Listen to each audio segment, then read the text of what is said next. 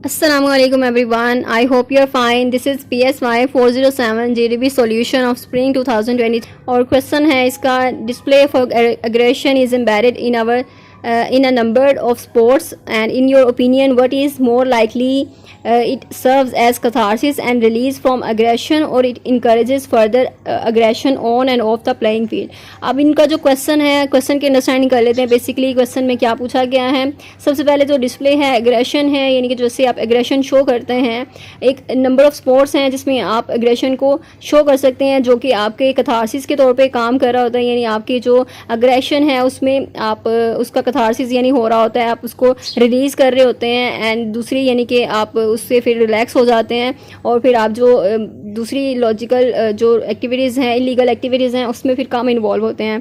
तो ये चीज़ है कि स्पोर्ट्स जो है वो एज अ कथारसिस भी एक सपोर्ट कर रही होती है आपको। And then release from aggression as it encourages further aggression. अब ये है कि कुछ स्पोर्ट्स इस तरह के हैं जिसमें कोई फर्दर एग्रेशन जो है उसको कर रहे हैं, उसको इन्हेंस कर रहे हैं, उसको इनकरेज कर रहे हैं, या फिर जो ऑफ द प्लेइंग फील्ड यानी आप प्लेइंग फील्ड के बाहर भी जाके एग्रेशन जो है वो उस तरह शो कर रहे हैं अपनी।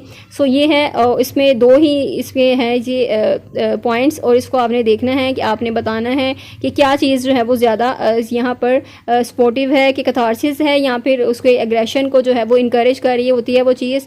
तो इन दोनों को आपने बताना है। Support your opinion with research findings and logical reasoning. तो आपने रिसर्च फाइंडिंग के भी बताना है, इसका आपने रेफरेंस देना है। एंड देन सॉल्यूशन है, इसका सॉल्यूशन में आपने बताना है कि जो रिलेशनशिप है एग्रेशन का स्पोर्ट्स में और उसका जो इम्पैक्ट होता है हमारे बिहेवियर पे, बहुत ज़्यादा ये डिबेटेड टॉपिक रहा है। और कुछ जो है वो बिलीव करते हैं कि जो पार्टिसिपेटिंग हम करते हैं एग्रेसिव स्पोर्ट्स में, जैसे कि वो एक अथॉरिटी रिलीज़ होता है कि हम अपनी एग्रेशन जो है वो उसमें रिलीज़ कर रहे होते हैं एंड इंडिविजुअल्स को हेल्प करता है फिर कि वो अपने जो इमोशंस हैं, जो उसके पेंट अप इमोशंस होते हैं, यानी जो इमोशंस पहले ही अग्रेसिव इमोशंस है बहुत ज़्यादा, तो उसको वो कैसे रिलीज़ करे, इसको एक सोर्स ऑफ जो है वो उसे मिल जाता है, एक प्लेटफॉर्म मिल जाता है जहाँ पर वो अपनी एग्रेशन जो है वो अपनी उस तरह से वो रिलीज़ कर सकता है और वो कंफर्ट हासिल कर सकता है और रिलैक्स हो सकता है कंट्रोल्ड इन्वायरमेंट में and reducing aggression of the field. यानी कि अपनी जो एग्रेशन है ऑफ द फील्ड, यानी कि उसको फिर स्पोर्ट्स के बाहर जो है उसकी एग्रेशन उस तरह फिर वो रिड्यूस हो जाएगी, कम हो जाएगी पहले की निस्बत। यानी पहले बहुत ज़्यादा जो एग्रेशन थी उसमें बहुत ज़्यादा भर गई थी और उसको उसने फिर रिलीज़ किया, एक कथारसिस हुई है उसकी स्पोर्ट्स में। और इस तरह के कुछ स्पोर्ट्स होते हैं जैसे बॉक्सिंग हो गए या कोई भी इस तरह के स्पोर्ट्स जिसमें एग्रेशन जो है वो बहुत ज़्यादा होती है। तो उस एग्रेशन को आपने फिर अपने जो वहाँ पर रिलीज़ किया और उसके बाद आपकी जो ऑफ फील्ड है एग्रेशन वो बहुत कम हो जाती है, रिड्यूस हो जाती है। और दूसरे जो है वो एग्री करते हैं कि जो एग्रेसिव स्पोर्ट्स होते हैं वो एक्चुअली इनकरेज कर रहे होते हैं, आपकी एग्रेशन को बढ़ा रहे होते हैं। जैसे कि सच एस बॉक्सिंग है, आप समझते हैं कि बॉक्सिंग करने से आपकी जो एग्रेशन है वो रिलीज़ हो रही है, कथारसिस हो रही है आपकी, और आप ऑफ फील्ड जो है वो एग्रेसिव नहीं होंगे अब। लेकिन कुछ जो है वो कहते हैं कि जो इस तरह की जो प्लेज होती हैं, इस तरह की जो गेम्स हैं या स्पोर्ट्स हैं, वो एग्रेशन को इनकरेज कर रहे होते हैं as they normalise and re enforce violent behaviour. यानी कि वो आपके वायलेंट बिहेवियर को री इन्फोर्स कर रहे होते हैं। बिकॉज आपने वहाँ पे खेलना है तो आपने वहाँ पर जीतने के लिए खेलना है और जीतने के लिए फिर आप जो है वो फुल अग्रेशन में होते हैं, फुल अग्रेसिव होते हैं और वो सारा वो बिहेवियर जो है, जितने भी आप एग्रेसिव एक्ट्स करते हैं वहाँ पे, वो सारे री इन्फोर्स हो रहे होते हैं और हर एक्ट के पर ही आपको जो है वो जीत के करीब कर देता है हर एक्ट। तो इसलिए आप उस एक्ट को वो करते हैं और आपसे उसको प्लेयर मिलता है उस एक्ट करने से और आपकी जो एक सेंस ऑफ अचीवमेंट होती है वो आपको मिलती है। तो ये इस तरह की रीइंफोर्समेंट आपको मिलती है और वो आप एक्ट जो है वो कंटिन्यू करते रहते हैं और इस तरह जो है वो आप विन कर सकते हैं स्पोर्ट्स में अपनी जो भी आप गेम खेल रहे होते हैं। तो ये इस तरह है। तो फिर इस तरह यानी कि दो हैं यहाँ पर पॉइंट्स हैं कि एक तो आप एग्रेशन को कथारसिस हो रहा है, आपका रिलीज हो रही है, और दूसरा कि आपकी जो एग्रेशन है उसको उसकी इंकरेजमेंट हो रही है, रीइंफोर्समेंट हो रही है और वो आपकी जो एग्रेशन है वो मज़ीद बढ़ेगी। तो ये दो चीज़ें हैं, इसको आपने फिर देखना है। ऑन द अदर हैंड अगर रिसर्च देखी जाए तो वो इंडिकेट करती है कि एग्रेसिव बिहेवियर जो है, अगर हम स्पोर्ट्स में देखते हैं, वो इन्फ्लुएंस करते हैं एक स्पेक्टेटर्स को, यानी कि जो देखने वाले होते हैं इनको इन्फ्लुएंस करते हैं and potentially leading to increase aggression. और इस तरह वो उनमें एग्रेशन जो है वो बढ़ा देते हैं और वायलेंस इन द ऑडियंस, यानी ऑडियंस जो देख रही होती है उस पे भी, उनके बिहेवियर पे भी इस चीज़ का इम्पैक्ट होता है, उनमें भी अग्रेशन जो है वो डेवलप हो जाती है और वो भी अग्रेसिव जो है वो बिहेवियर शो करना शुरू कर देते हैं।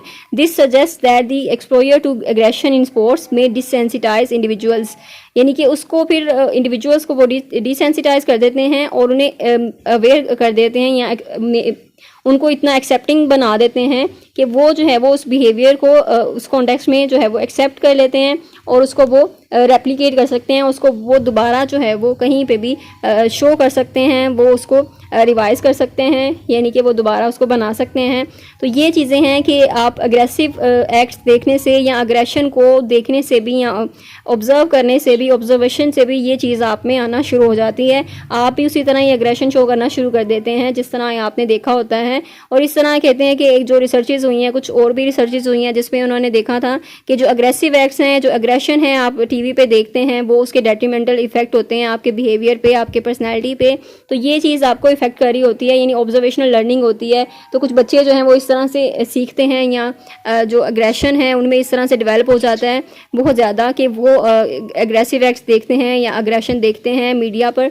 एंड दूसरा पॉइंट है कि it's important to consider individual differences. अब यहाँ पर कुछ इंडिविजुअल डिफरेंसेस भी होते हैं इसमें, और सोशल नॉर्म्स हैं, जैसे स्पेसिफिक स्पोर्ट है या कॉन्टेक्स्ट है। तो जब हम इसको अंडरस्टैंड करने की कोशिश करते हैं कि इम्पैक्ट क्या है एग्रेशन का स्पोर्ट्स में, तो ये सारे फैक्टर्स जो हैं वो उसमें इंक्लूडेड होते हैं। और फर्दर रिसर्च भी हुई है जिसमें इसमें फर्दर रिसर्च को भी मतलब कि उन्होंने कहा है कि needed to fully understand this relationship, इस रिलेशनशिप को अंडरस्टैंड करने के लिए ज़रूरी है कि फर्दर रिसर्चेज वगैरह हों और हम ये स्ट्रेटजीज वगैरह बनाएं कि प्रमोट कर सकें पॉजिटिव बिहेवियर को, और जो रिस्क एग्रेशन का जो रिस्क है उसको हम एड्रेस कर सकें, उसको हैंडल कर सकें। सो ये चीज़ें हैं। एंड देन सिंपल टर्म्स में अगर देखते हैं तो कुछ बिलीव करते हैं एग्रेसिव स्पोर्ट्स जो हैं वो लोगों को अलाउ करते हैं कि वो अपना अग्रेशन जो है वो रिलीज़ कर सकें, यानी कि वो कैथारसिस के तौर पे उनके लिए काम करता है। एंड कुछ जो है वो बेटर फील करने लगते हैं उसके बाद, और कुछ आर्ग्यू करते हैं कि एग्रेशन जो स्पोर्ट्स में वो लोगों को और ज़्यादा अग्रेसिव बना देता है। तो दोनों ही या ऑन या ऑफ फील्ड में, और एक्चुअल जो इम्पैक्ट है मे डिपेंड ऑन वेरियस फैक्टर्स, उसमें काफ़ी फैक्टर्स आ सकते हैं। इस पर अभी मज़ीद जो है वो रिसर्च होने की ज़रूरत है ताकि हम इसको फुली अंडरस्टैंड कर सकें। तो ये दोनों चीज़ें हैं और आपने इनको बताना है, इसको करना है, इसको देखना है कि क्या हो सकता है, अपने ओपिनियन शेयर करना है कि आपके मुताबिक क्या हो सकता है। क्या अग्रेशन जो है वो एक कैथारसिस के तौर पे काम कर रहा है, आपके इमोशंस उससे रिलीज़ होंगे और आप बेटर फील करेंगे, आप मतलब उस तरह से एग्रेशन ऑफ फील्ड जो है वो एग्रेशन नहीं शो करेंगे। जबकि अगर आप दूसरा पॉइंट ऑफ व्यू देखते हैं तो उसमें ये है कि जो अग्रेशन यानी कि स्पोर्ट्स में आप यूज़ करते हैं, जैसे आप बॉक्सिंग करते हैं उसमें बहुत ज़्यादा अग्रेशन चाहिए, तो जो एग्रेशन आपका ऑन द फील्ड होता है वही ऑफ द फील्ड भी आप शो करते हैं, यानी आपकी रीइंफोर्समेंट हो जाती है उसकी, और वो अग्रेशन आप कंटिन्यू रखते हैं। तो ये चीज़ें हैं, दोनों पॉइंट ऑफ व्यू हैं। अब आपने बताना है कि आप किस पॉइंट ऑफ व्यू को सपोर्ट कर रहे हैं और उसके मुताबिक फिर आपने आंसर करना है। एंड देन उसको देखते हुए आपने बताना है कि कैथारसिस क्या है या फिर ये दूसरा वाला है इनकरेजमेंट हो रही है उसकी। And share this video with other students जिनको भी प्रॉब्लम है इस GDP को सॉल्व आउट करने में कि इसका जो है वो क्वेश्चन आप इसको आंसर आउट किस तरह करेंगे। तो ये आंसर है आपका, इसको आपने 200 से 250 वर्ड्स में अप्रॉक्सीमेटली इसको करना है आपने। उसके बाद इसको राइट डाउन करके इसको फिर पेस्ट कर देना आपने GDP में, और इसको आपने पोस्ट कर देना है और आपके GDP सॉल्यूशन जो है वो अपलोड हो जाएगा। So share this video with other students. If you are new to this channel, then don't forget to subscribe ताकि आपको बाकी की जो नई वीडियोस हैं वो भी आपको मिलती रहें। And thank you so much. अल्लाह हाफिज़।